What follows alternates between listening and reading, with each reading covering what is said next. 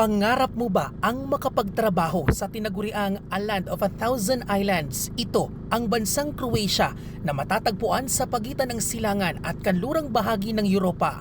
Nagsisilbi itong tulay sa pagitan ng Central Europe at Mediterranean. Well, good news dahil mahigit 400 trabaho ang bubuksan ng gobyerno ng Croatia para sa mga Pilipino sa ilalim ng Government-to-Government Hiring Program o G2G arrangement. Ilan sa bubuksang trabaho ay mula sa hospitality at food service sectors, kabilang na dyan ang room attendants, waiters at cooks.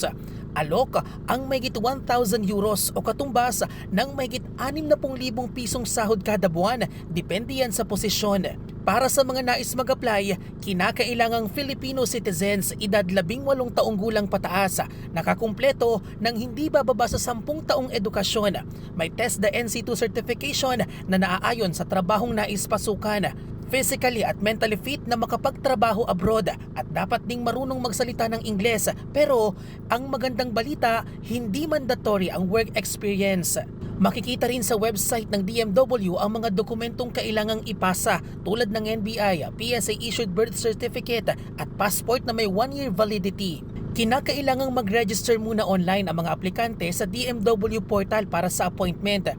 Hindi rin tatanggap ang DMW ng mga dokumento na ipapadala sa pamamagitan ng courier service at may mga kumpletong dokumento lang ang kanilang ipuproseso. Bukas September 24 ang deadline ng submission ng aplikasyon, habang sa October 15 naman ang nakatakdang interview para sa mga pre-qualified applicant sa DMW Central Office sa Mandaluyong. Makikita ang listahan ng pre-qualified applicants sa social media page ng DMW. Kaya ang 54 na taong gulang at dating OFW na si Raimundo Molina, hindi na pinalampas pa ang pagkakataon na mag-apply at magbaka sakali nang malamang may hiring sa Croatia. 4 na taon siyang nagtrabaho sa Czech Republic at Romania bilang kusinero sa isang restaurant at umaabot daw sa 80,000 piso ang kanyang kinikita kada buwan. Bukod kasi sa malaki ang tsansa na mapetisyon niya ang kanyang pamilya doon, marami rin aniyang oportunidad dito. Nag-a-apply siya ulit ngayon bilang kusinero. Magandang bansa yun. Madaling opportunity. Maraming seasonal siya.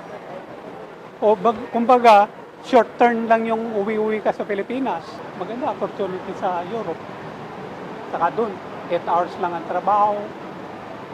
Tapos 5 days. Isipin mo, dito 6 days ka magtatrabaho. Mula Las Piñas, nagtungo siya sa DMW Central Office sa Mandaluyong ngayong araw, dala ang kanyang mga requirement para ipasa ito ng personal. Yun nga, mahirap mag-apply kasi yung sa internet, medyo hindi ako biyasa ba. Hindi ako makapag-sit ng appointment. Baka puno na.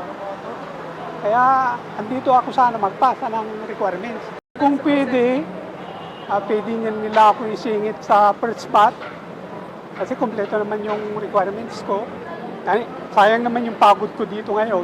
Samantala, mahigpit pa rin ang payo ng otoridad sa ating mga kababayan para maiwasang mabiktima ng mga mapagsamantala. Napakadami po na nangloloko sa ating mga kababayan at nag-o-offer na pumunta ng Croatia at daang-daang libo ang nire-request. Ako na ho nakikiusap sa inyo, ito po ay bawal.